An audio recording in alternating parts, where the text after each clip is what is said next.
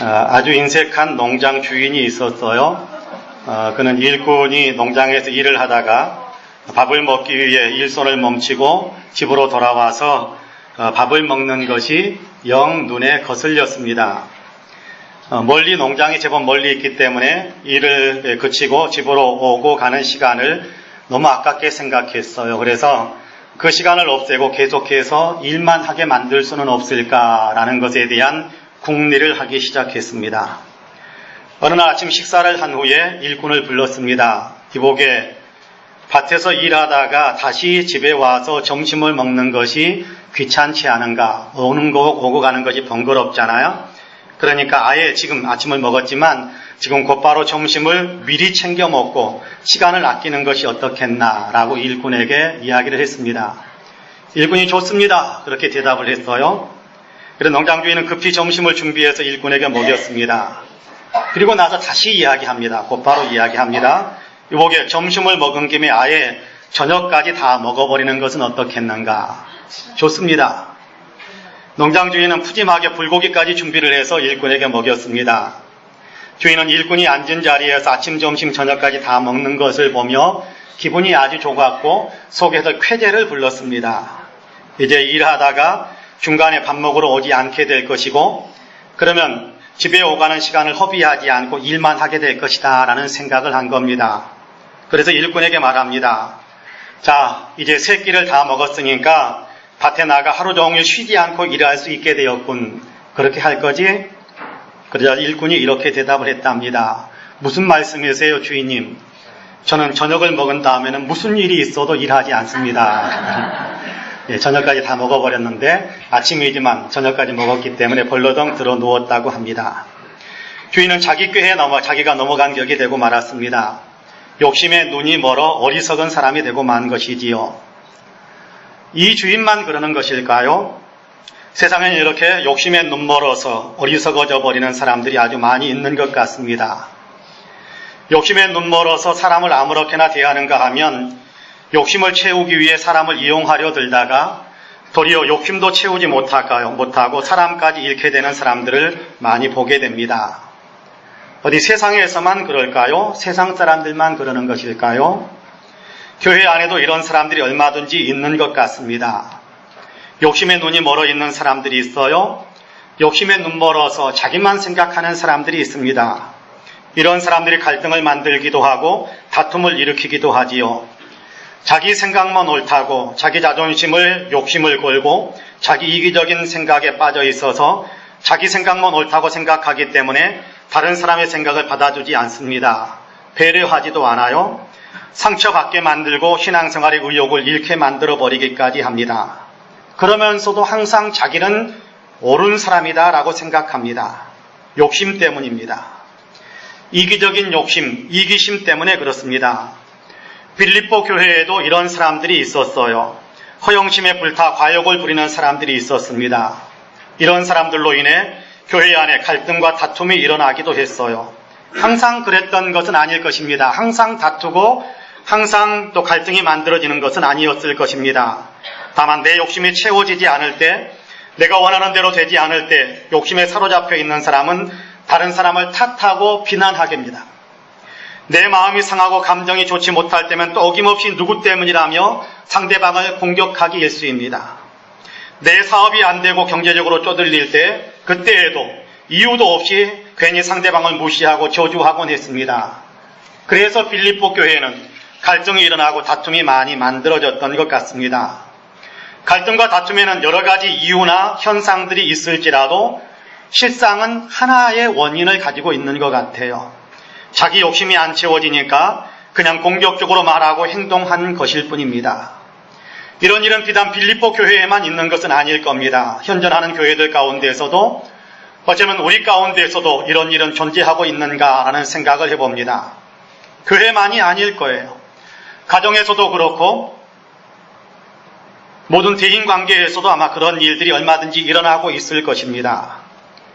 갈등과 다툼, 미워 보이는 그런 현상의 원인은 사실 하나라니까요.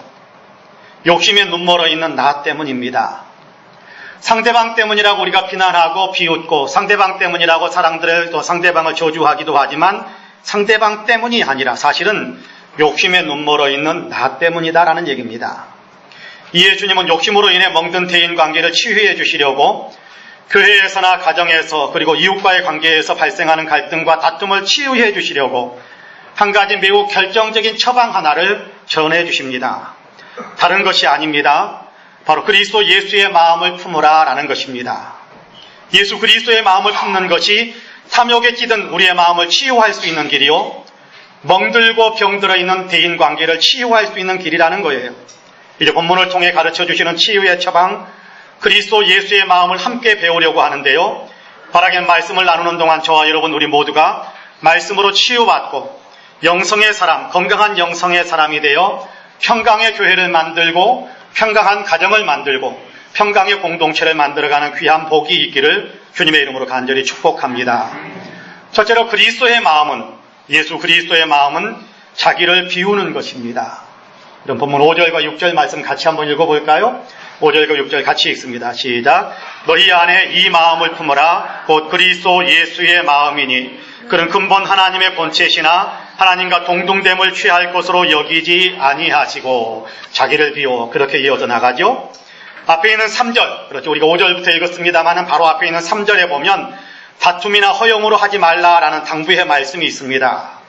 그러면서 말씀하시는 것이 그리스도 예수의 마음을 품으라라는 것이거든요. 아무 일에든지 다툼이나 허용으로 하지 말아라. 다시 말해 모든 일을 행하는 데 있어서 다툼이나 허용으로 하지 말라라고 말씀하십니다. 다툼이나 또 허용으로 가득 차 있는 사람들이 있었기 때문입니다. 여기 다툼이라는 말은 헬라어 원어를 살펴보면 이기적인 야망이다라는 그런 의미가 있습니다. 이기적인 야망이 다툼을 만드는 거니까 다툼이라는 말 속에는 이기적인 야망이라는 의미가 담겨져 있는 것을 보았습니다. 허용이라는 말은 자신을 높이려는 마음, 자신을 과대평가해서 다른 사람보다 더 우위에 놓으려는 그런 마음의 욕망을 가리키는 단어다. 그렇게 설명을 하고 있습니다. 이런 마음을 품지 말라라고 말씀하세요. 이런 마음이 갈등을 유발하고 이런 마음이 분열만 낳을 뿐이기 때문에 그렇습니다. 주님께서 기뻐하시는 마음이 아니에요. 오히려 교만한 마음이기 때문에 패망의 길로 나아가게 되고 주님께서 미워하시는 삶으로 나아가게 되는 그런 마음이다라고 이야기합니다. 그러므로 다툼이나 허용의 마음, 이기적인 야망이나 다른 사람보다 자기를 더 높이려는 마음은 품지 말고 도리어 그리스도 예수의 마음을 품으라라고 말씀하시는 겁니다. 그리스도 예수의 마음은 자기를 비우는 마음입니다. 자기를 내려놓는 마음입니다. 더 높아지려고 하지 않고 도리어 자기가 더 낮아지려고 하는 마음입니다. 그리스도 예수의 마음을 품으라라고 말씀하면서 이어지는 6절에서 그는 근본 하나님의 본체시나 하나님과 동등됨을 취할 것으로 여기지 아니하시고 자기를 비워. 그렇게 말씀하고 있지 않습니까? 하나님의 본체시다라는 얘기는 하나님 자신이시다, 하나님 본인이시다, 그런 얘기를 하는 의미가 담겨져 있습니다. 하나님 자신이시다, 하나님이시다라는 얘기입니다. 여기 본체다라는 말은 헬라 말로 모르페 그렇게 되어 있는데요. 모르페라는 단어는 영원히 불변하는 속성을 가리키는 단어입니다. 예수님은 영원하신 하나님이다라는 그런 의미가 예수님은 하나님의 본체시다, 하나님의 모르페시다라는 그런 단어로 설명되고 있어요. 그런데 자신이 하나님이시면서도 하나님의 권위를 누리려고 하지 않으셨습니다. 7절에 이어지는 말씀을 보면 오히려 자기를 비워 종의 형체를 가지셨다라고 말씀하지 않습니까? 예수님은 하나님이시면서도 하나님의 권위를 누리려고 하지 않으시고 도리어 자기를 비워서 섬기는 자리, 종의 자리에 서셨다라고 이야기하는 겁니다. 자기가 누릴 수 없는 것을 욕심내지 않으셨을 뿐만 아니라 자기가 누릴 수 있는 것까지도 때로는 포기하고 내려놓으셨다, 비우셨다, 자기를 내려놓으셨다라고 이야기하는 겁니다. 적절한 비유가 될 수 있을지는 모르겠습니다만은 어느 군대에서 심호하시는 목사님, 군목이라고 그러죠. 군목이 들려준 이야기 하나를 들려드리고 싶습니다. 다른 부대로 발령을 받아 부대에 부임을 하게 됩니다. 목사님이지만 또한 군인이기 때문에 군인으로서의 어떤 역할도 해야 되기 때문에 부대장에게 전입 신고를 하는데 장군인 부대장이 자기도 예수님을 믿는 사람이라며 목사님을 도와주고 싶은데 무엇을 어떻게 도와주면 좋겠느냐, 부대 내에서 목회 활동하는데 무엇을 어떻게 도와주면 좋겠느냐라고 물었습니다. 그러자 목사님은 주저하지 않고 장군에게 그런 얘기를 합니다. 장군님이 주일마다 정장을 하시고 부대 교회 앞에 서서 주보를 나누어 주면 좋겠습니다. 라고 대답을 했습니다. 부대장인 장군은 당장 이번 주일부터 그렇게 하겠다라고 대답을 했고, 정말로 장군의 제복을 갖춰 입고 주일 예배 시간 1시간 전에 교회 문 앞에 나와서 1시간 내내 예배가 시작될 때까지 예배당을 찾아오는 모든 사람들에게 꾸벅꾸벅 인사를 하면서 주보를 나누어 주었습니다. 부대 내에 있는 사병들이 많죠. 또 부대 교회에 오는 사람들은 일반 장교들이라고 할지라도 장군이 부대장이기 때문에 다 자기 수하에 있는 사람들입니다. 그런데도 불구하고 장군은 꾸벅꾸벅 인사를 하면서 주보를 나누어 주었습니다. 소문은 금방 퍼져갔습니다. 다음 주일부터는 장군의 인사를 좀 받아보자, 또 장군이 주는 주보를 좀 받아보자 하면서 부대 내에 있는 거의 모든 군인들이 예배당을 찾아왔답니다. 그렇게 예배당에 나온 사람들 가운데 많은 사람들이 진실한 신앙의 사람으로 변화되었다고 합니다. 장군이지만 장군으로 대접받는 것을 내려놓고 도리어 섬기는 자리에 섰습니다. 우리 예수님은 장군과는 비교할 수 없이 존귀하신 분, 하나님이신데 하나님과 동등됨을 취하려고 하지 않으시고 도리어 자기를 비워 스스로 종의 자리에 서셨습니다. 자기를 비웠어요. 그리고 우리에게 너희도 나처럼 자기 자신을 좀 비우면서 살아라 라고 말씀하십니다. 여러분, 혹시 많이 배우셨습니까? 많이 배웠다고 티내려고 하지 마시고 도리어 자기를 낮추고 섬기는 자리에 서시기 바랍니다.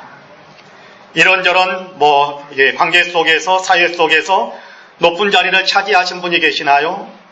높은 자리에 서게 되었다라고 거드름을 피우는 것이 아니라 도리어 자기를 비우고 섬기는 자리에 서시는 것이 주님께서 원하시는 것입니다.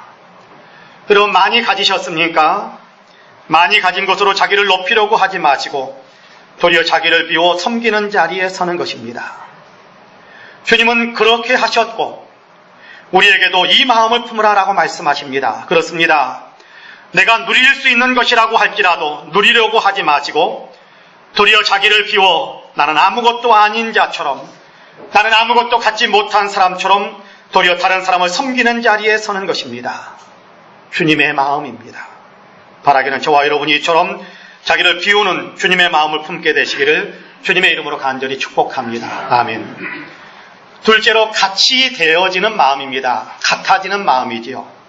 상대방과 같아지는 마음을 품는 겁니다. 이런 본문 7절 말씀 같이 한번 읽어볼까요? 7절 말씀 같이 읽어봅니다. 시작. 오히려 자기를 비워 종의 형체를 가지사 사람들과 같이 되셨고, 할렐루야. 예수님은 자기를 비우셨고 나아가 사람을 위해 사람과 같이 되셨습니다. 하나님이시지만 하나님의 자리에 머물러 있지를 원치 않으시고 자기를 비우셨지요. 그리고 그 비움의 어떤 구체적인 방향, 그 비움의 구체적인 자리가 어디였느냐 하면 사람을 섬겨주기 위해 사람이 되신 것입니다. 사람으로 나타나셨어요. 사람이 되셨다라는 것입니다. 여기에 주님의 마음이 있습니다. 예수님은 하나님이시면서도 하나님의 자리만 지키시고 계신 것이 아니라 도리어 사람을 위해 사람이 되셨습니다. 위에서 같이 되어주신 것입니다. 내가 중심이 되어 상대방을 위해 주는 것이 아닙니다. 내 중심으로 사랑한다고 그러면서 내 중심으로 사랑하는 것이 아닙니다. 상대방을 위하려는 마음에 내가 상대방이 되어주는 것입니다. 상대방의 자리에까지 내려가는 것입니다. 예수님께서 사람이 되신 것은 하나님의 자리에서 사람을 위해 주시는 것이 아닌 그 가치를 넘어서서 신이 사람이 되어 사람과 함께 있으면서 사람을 위해 주시는 그런 역사를 이루시는 거지요. 그러므로 히브리서 4장에서는 예수님은 우리와 똑같이 시험을 받고 희노애락을 다 겪으면서 우리를 다 아시는 분, 우리의 모든 것을 다 체휼하신 분, 우리를 동정하시는 분이다라고 설명하고 있습니다. 그렇습니다. 예수님은 우리를 모르는 분이 아니세요. 우리는 종종 예수님은 내 형편 모르실 것이다라고 이야기합니다. 그러나 잘못된 생각입니다. 예수님은 내 아픔을 모를 거라고 생각합니다. 그러나 잘못된 생각입니다. 예수님이 왜 모르십니까? 사람으로 오셔서 사람이 겪어야 할 모든 것들을 다 겪으신 분이세요. 여러분, 예수님이 어떤 일을 겪으시고 우리보다 훨씬 더 심각한 배신도 당하시고요. 우리보다 훨씬 더 수치와 치욕을 당하셨고요. 우리보다 훨씬 더 아픔과 고통을 당하셨고요. 우리보다 훨씬 더 비참한 죽음을 당하셨어요. 십자가의 죽음.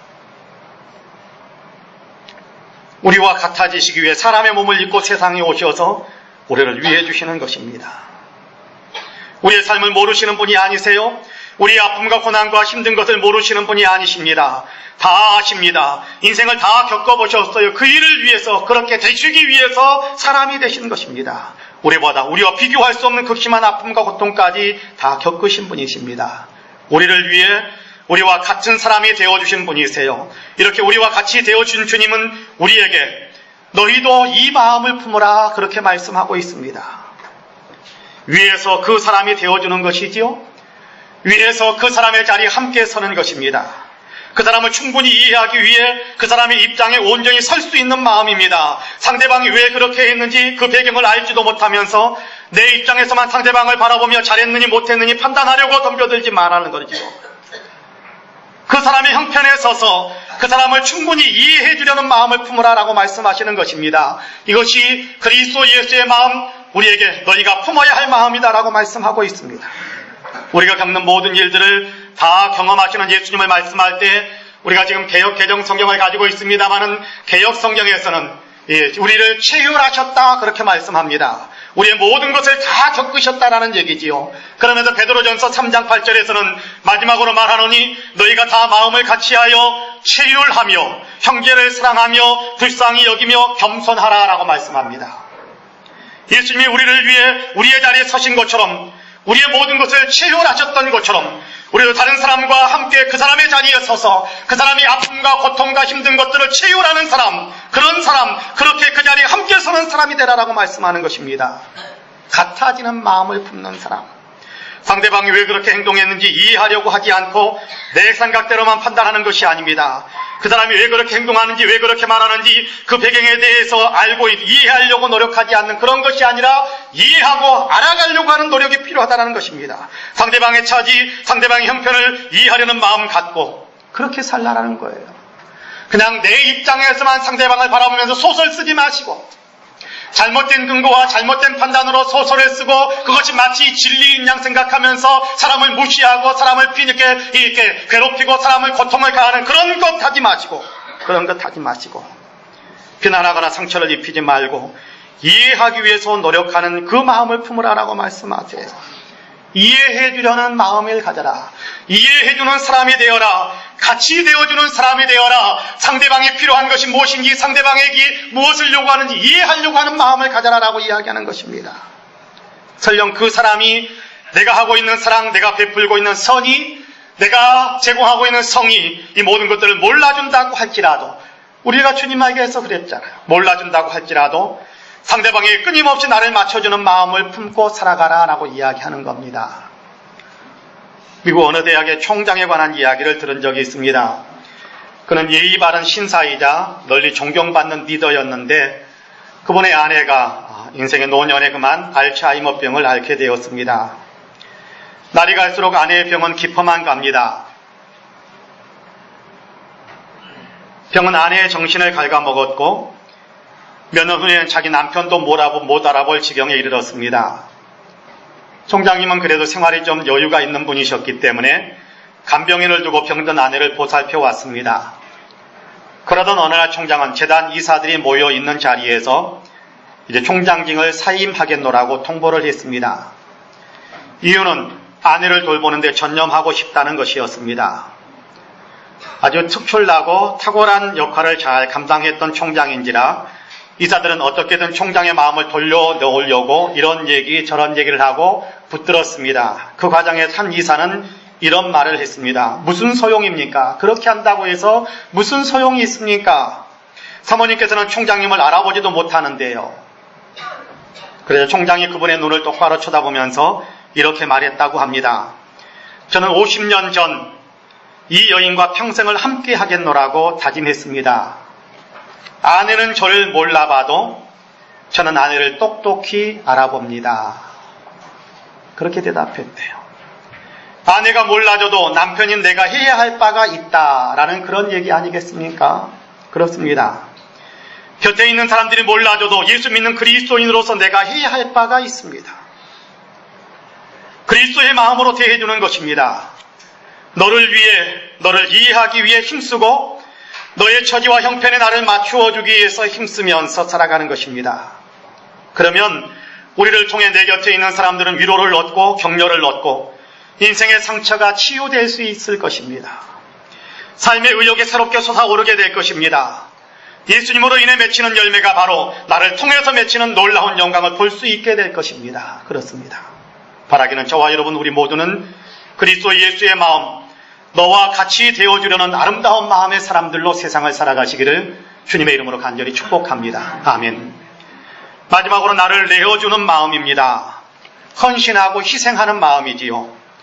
예수님은 자기를 비우셨고 사랑하기 때문에 우리와 같이 되어주셨습니다. 나아가 예수님은 자기 자신을 온전히 내어주시기까지 하셨습니다. 예수님의 마음은 아낌없이 자기를 내어주시는 마음이에요. 그럼 본문 8절 말씀 같이 한번 읽어보실래요? 8절 말씀 같이 읽어봅니다. 시작. 사람의 모양으로 나타나사 자기를 낮추시고 죽기까지 복종하셨으니 곧 십자가에 죽으심이라. 할렐루야. 예수님은 자기를 낮추시고 죽기까지 십자가에서 죽으시기까지 순종하셨습니다. 하나님의 본체세요. 같은 하나님이란 말입니다. 그런데 성부 하나님께서 성자 하나님께 구원 사역을 위해서 십자가의 모진 고난을 당하면서 죽어야 한다라고 말씀하실 때 왜 내가 그렇게 힘든 일을 해야 하느냐라고 그렇게 반감으로 일어나지 않으셨습니다. 왜 내가 그 고생을 해야 하느냐고 하지 않으셨어요. 대신에 죽기까지 십자가에서 죽으시기까지 순종하셨습니다. 이것이 예수님의 마음입니다. 여러분, 하나님께서 여러분에게 내가 죽어야 한다라고 말씀하시면 여러분은 어떻게 하시겠습니까? 아멘 하시겠습니까? 아니면 못한다고 하시겠습니까? 하나님께서 네 자존심이 좀 죽어야 한다라고 이야기하면 여러분 아멘 하시겠습니까? 아니면 나는 절대 그렇게 못한다고 그러면서 하나님께 반감을 표현하겠습니까? 만약 하나님께서 여러분에게 힘든 일을 하라고 하신다면 여러분은 어떻게 하시겠습니까? 아멘 하시겠습니까? 아니면 왜 나만 이렇게 힘든 일을 해야 하느냐고 볼멘 목소리로 항변하시겠습니까? 아브라함에게 아들 이삭을 제물로 바치라고 하셨던 하나님이신데요. 만약 여러분이 소중히 여기는 것을 하나님께서 바치라고 하신다면 여러분은 어떻게 하시겠습니까? 하나님의 일을 위해 내보내시겠습니까? 못한다고 하시겠습니까? 가진 재물을 하나님의 일을 위해서 내어놓으시겠습니까? 아니면 이런저런 핑계로 일관하시겠습니까? 여러분은 어떻게 하시겠습니까? 예수님은 순종하시되 죽기까지, 십자가에서 죽으시기까지, 가장 수치스럽고 고통스러운 죽음인 십자가에서 죽으시기까지 순종하셨습니다. 우리를 위해. 그리고 우리에게 말씀하십니다. 너희 안에 이 마음을 품으라. 곧 그리스도 예수의 마음이니 그는 십자가에 죽기까지 복종하셨느니라. 너희도 이 마음을 품으라라고 말씀하십니다. 아멘 하실 수 있기를 간절히 원합니다. 이렇게 순종하는 사람, 복종하는 사람에게 하늘의 보상이 있다라고 그 다음 이어지는 9절에서부터 이어지는 말씀에서 설명을 해주지요. 자기를 비우고 같아지기 위해서 자기를 버리고 자기를 헌신하고 희생하면서 죽음에까지 자기의 생명을 내어준 예수님, 하나님께서 그를 지극히 높여주셨다라고 성경은 분명하게 가르쳐주고 있습니다. 예수님의 마음으로 살아가는 사람에게 하나님의 위대한 상급이 있음을 예시하고 있는, 그 안에서 표현하고 있는 그런 말씀이기도 합니다. 예수님을 지극히 높이신 하나님께서 예수님의 마음으로 살아가는 우리 모든 사람들에게도 이렇게 하늘의 영광으로 축복하시는 놀라운 결과를 허락해 주실 것입니다. 아프리카에서 가장 덥고 독사와 악어가 들끓고 있는 곳으로 이름난 낭바레네라는 곳에 서양 집도 아니고 토인 집도 아닌 그런 형태의 집이 약 40여 채가 자그마한 집들이 그렇게 지어져 있다고 합니다. 그 집들은 그 지방의 원주민들을 위한 병원으로서 알버트 슈바이처가 세운 것이라고 합니다. 알버트 슈바이처는 1875년 독일 알사스 지방에서 태어나서 26살 때 이미 철학, 신학, 음악 이 세 가지 분야에서 박사학위를 취득한 사람입니다.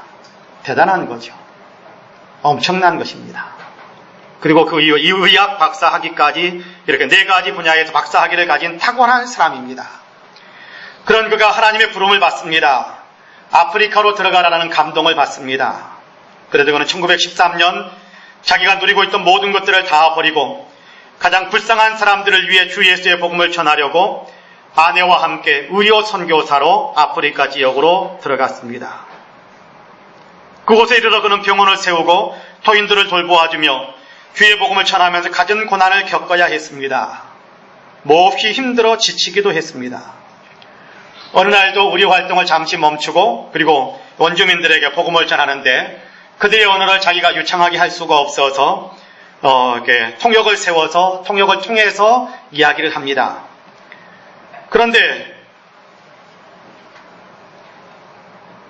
원주민들이 도대체 집중해 주지도 않고 듣지도 않고 반응도 보이지 않고 계속해서 딴청만 부리는 그런 모습을 보았습니다. 그래서 복음을 전하다 말고 그 자리에서 이 같은 야만인들을 고쳐주기 위하여 이런 곳에 오다니 나는 정말 바보 같은 사람이 아닌가 그런 넋두리를 내뱉었습니다. 그때 그의 곁에서 그의 말을 통역하는 사람이 통역하다 말고 슈바이처에게 선생님은 과연 세상에서 제일 가는 바보입니다 라고 말했습니다. 그리고 이어서 곧바로 그런 하늘나라에서는 그렇지 않을 것입니다 라고 위로해 주었다는 위로가 있습니다. 예수님을 사랑했던 슈바이처입니다. 예수님을 믿는 슈바이처입니다. 그러므로 예수님의 마음을 품기 위해서 애쓰기까지 했습니다. 예수님의 마음으로 세상을 살아가기를 위해 자기 자신을 헌신하고 희생하고 자기의 모든 것들을 팽개치고 다 버리고 주님께서 세우신 자리에서 주님께서 붙여주신 사람들을 돌보기 위해서 헌신적인 희생을 쏟았던 삶을 살았던 거지요. 그럼 하나님께서 예수님을 그렇게 이 역사 속에서 그렇게 예수님을 그렇게 하셨던 것처럼 슈바이처도 영광스럽게 이 땅에서도 높여주셨고 천국에서는 더욱 높여주셨을 거라고 저는 분명히 믿습니다. 저는 우리 교회에서도 이렇게 헌신과 희생으로 주님의 마음을 품고 살아가시는 분들을 봅니다. 슈바이처처럼은 아닐지 모르지만 그러나 같은 동일한 마음으로 주님을 따르는 분들이 봅니다. 힘들어도 헌신하고 어려워도 희생하면서 주님을 섬기고 교회를 위해 봉사하며 옆에 있는 사람들을 아름답게 챙기는 사람들이 있습니다. 지켜보다 보면 제 눈에 눈물이 고일 때도 있습니다. 하나님께서 얼마나 영광스럽게 그를 높여주실까라는 사실을 마음속에 생각하면서 혼자 꿈에 부풀기도 합니다. 기대하는 마음을 갖습니다. 그렇습니다. 주님은 순종과 헌신과 희생의 삶을 사셨습니다. 그리고 우리에게 너희도 이 마음을 품어라 그렇게 말씀하세요. 사랑하는 성도 여러분, 그리스도 예수의 마음을 품으시기 바랍니다. 그리스도 예수의 마음으로 살아가시기를 바랍니다. 교회 안에서도 그렇고 가정에서도 그렇고 우리가 속해 있는 회사에서도 그렇고 이웃과의 관계에서도 그렇게 하시기를 바랍니다. 그리스도 예수의 마음으로 살아가시기를 바라요. 특별히 이제 추석 연휴 아닙니까? 여러 사람들을 만나게 될 것입니다. 여러분, 때로는 만나고 싶은 사람도 만나지만 여러분, 때로는 만나기 싫은 사람도 만나야 될 것이고 만나면 힘을 얻는 사람도 만나게 되지만 만나면 에너지가 쑥 빠져나갈처럼 지치게 만드는 사람도 만나게 될 것입니다. 그럴 때면 지쳐서 우리가 나도 모르는 사이에 속에서 좋지 않은 것들이 솟아나와 상대방에게 또 옆에 있는 사람들에게 상처를 입히는 일들이 일어날 수도 있을 것입니다.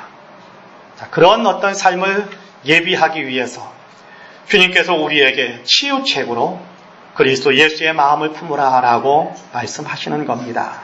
그렇습니다. 우리 그리스도 예수의 마음으로 그렇게 사람들을 대하시면 그러면 우리에게도 그리스도의 향기가 나타나게 될 것이고 하나님께서 영광을 받으실 뿐만 아니라 하나님께서 그리스도의 향기를 나타내는 우리를 지극히 높여주실 것임에 틀림없습니다. 그리스도 예수의 마음 가졌어도 티내지 않고 도리어 마음을 겸손하게 하는 것입니다. 다른 사람을 내 생각대로 판단하는 것이 아니라 어찌든지 그 사람을 이해해주고 그 사람의 자리에 같이 서려고 힘써서 그 사람을 품어주는 마음을 갖는 것입니다. 나아가 하나님의 말씀에 온전히 순종하면서 헌신과 희생의 삶을 살아가는 것입니다. 바라기는 저와 여러분 우리 모두가 이처럼 그리스도 예수의 마음을 품고 살아갈 수 있게 되기를 주님의 이름으로 간절히 축복합니다. 아멘. 기도하겠습니다. 주님, 우리를 위해서 하늘의 영광을 버리셨고 우리를 위해 사람이 되셨고 우리를 위해 십자가에서 죽으시기까지 자기 자신을 온전히 내어주신 주님을 우리의 주님으로 믿을 수 있게 하셔서 감사합니다. 주님이 우리를 부르셔서 주님의 은혜 안에서 구원받게 하셨을 뿐만 아니라 나를 따르는 내 제자가 되라 라고 우리를 불러주셔서 감사합니다. 혼돈을 겪기도 하고 때로는 넘어지기도 하는 저희이지만 또다시 이 시간 영적으로 무장하고 우리의 심령을 치유하기 위하여 너희 안에 이 마음 그리스도 예수의 마음을 품으라 라고 말씀해 주시니 참으로 감사합니다. 하나님 듣고 잊어버리는 사람들 되지 않게 하여 주시고 그리스도 예수의 마음이 우리의 마음으로 하나님 이렇게 장착되어질 수 있도록 우리는 그리스도 예수의 마음을 우리 안에 심어주셔서 우리의 마음이 주님과 같은 마음이 되어질 수 있도록 도와주옵소서. 그래서 사람을 대할 때, 이웃을 대할 때, 또 가족들을 대할 때, 사랑하는 형제 자매들을 대할 때 그리스도의 마음으로 대할 수 있는 우리 모두가 되게 하여 주옵소서. 감사드리며 예수님의 이름으로 기도하옵나이다. 아멘.